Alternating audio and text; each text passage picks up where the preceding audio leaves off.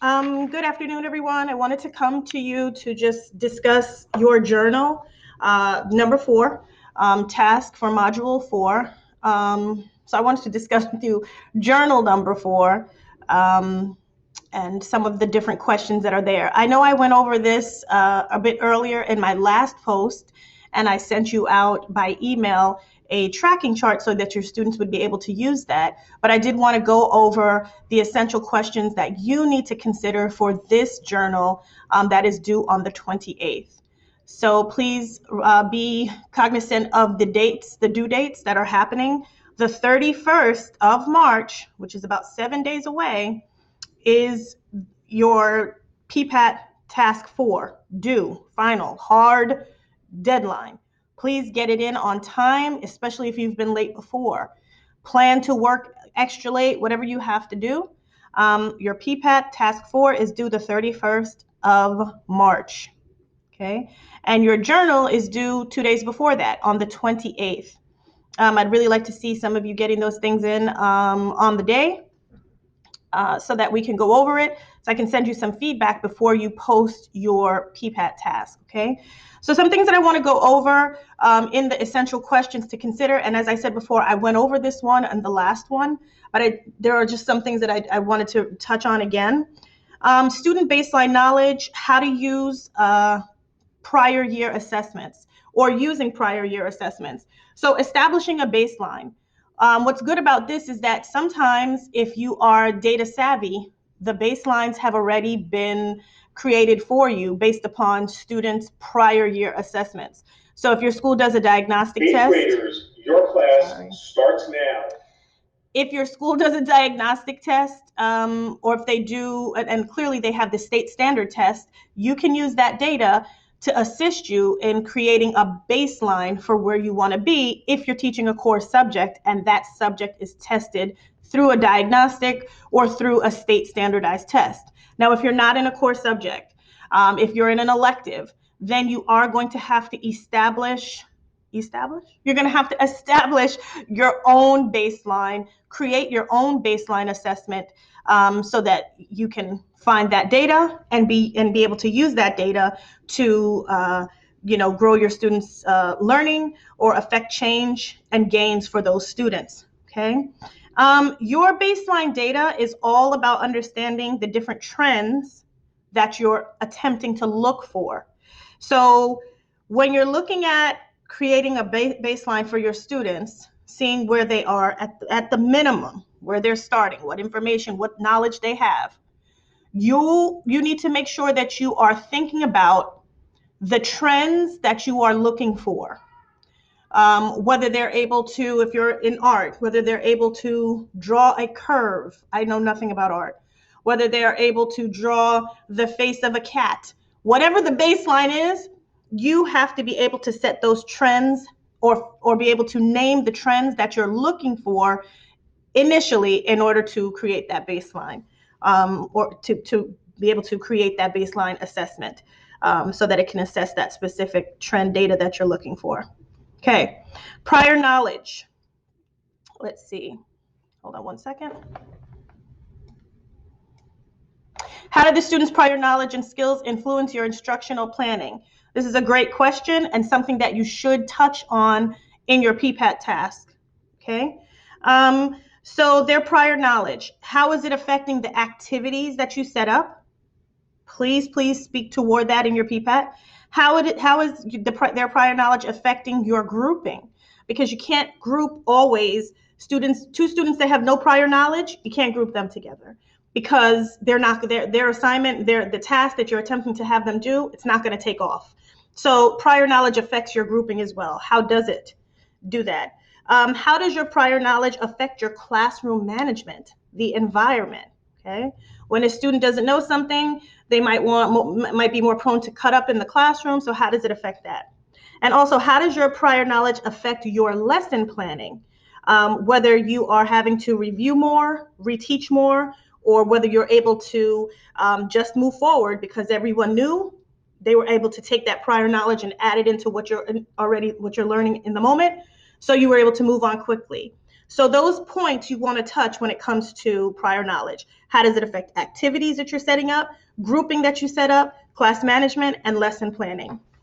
Content language. Okay, so how are you using content language in the classroom? You should always be using content language.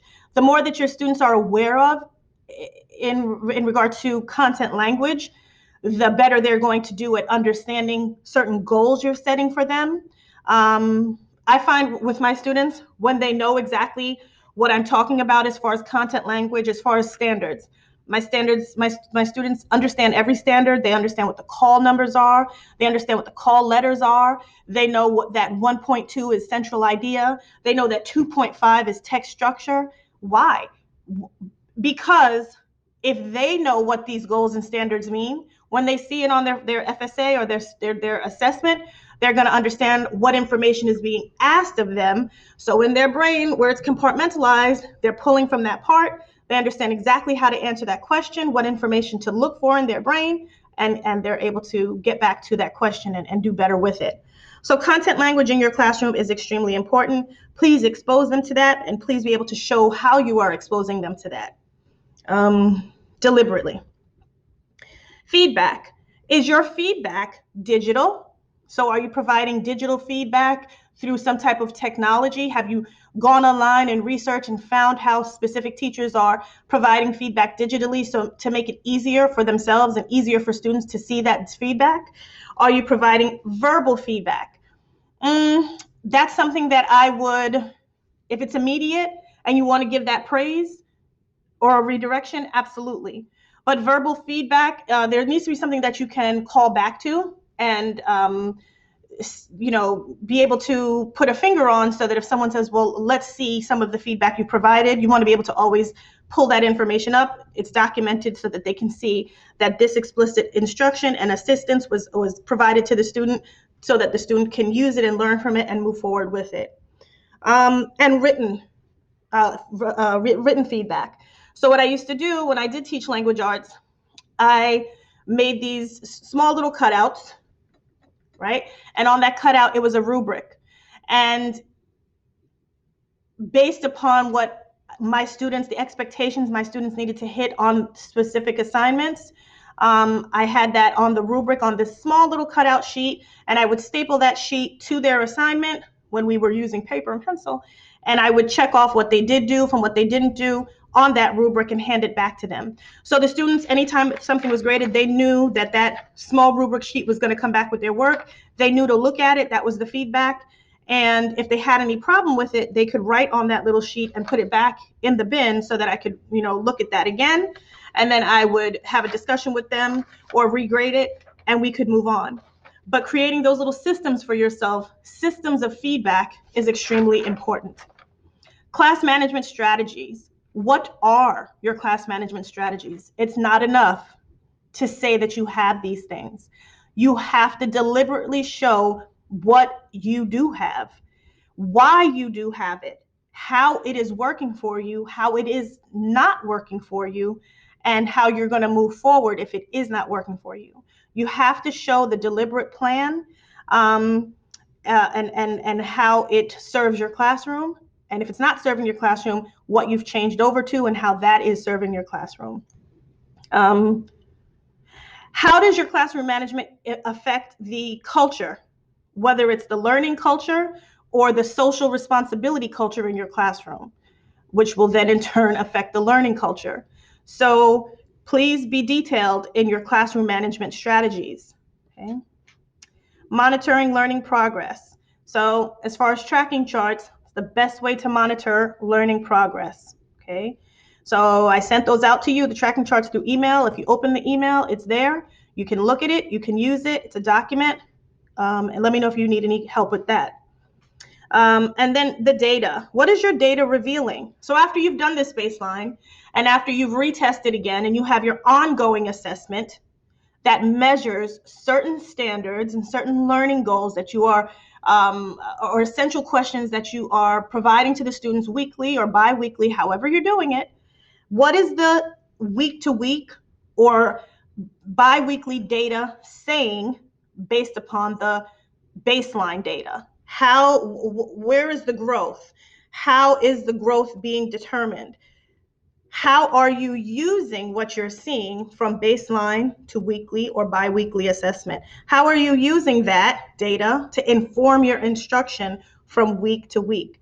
If you are not seeing growth in a certain group of students, if you're not seeing growth in a student, what are you doing for that specific student, or what are you doing for that group of students in your teaching and their learning to make change, to affect change, to find the growth, or to help your students get to growth?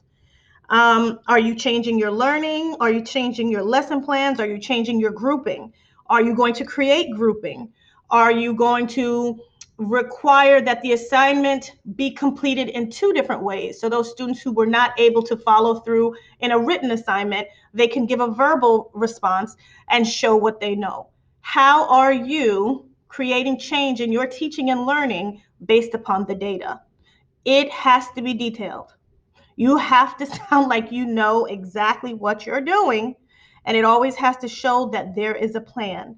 It's not enough to say, I am going to do this. You need to show how you intend to do it. That's the difference. Okay. So that's all I have as far as this week's journal that's coming up. I'm seeing a lot of good things in the journals, but the one thing that I am seeing is that you're telling me that you're going to, but you're not being detailed in describing how you will do it. And what that shows is that you know that you want to, but you don't really have a plan on how. And if you don't have a plan on how, chances are it's not going to get done the way you want it to, the way the school wants you to, the way the students need it to happen. And that's the issue. Okay. And that's that's what you want to show, that you want to, and that you know how to.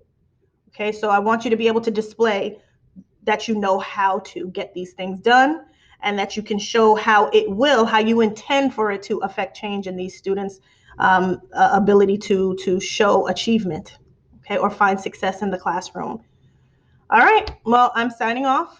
I'm hoping that this was helpful to some of you. I hope that you're watching them. And I'm always available by text, email, phone.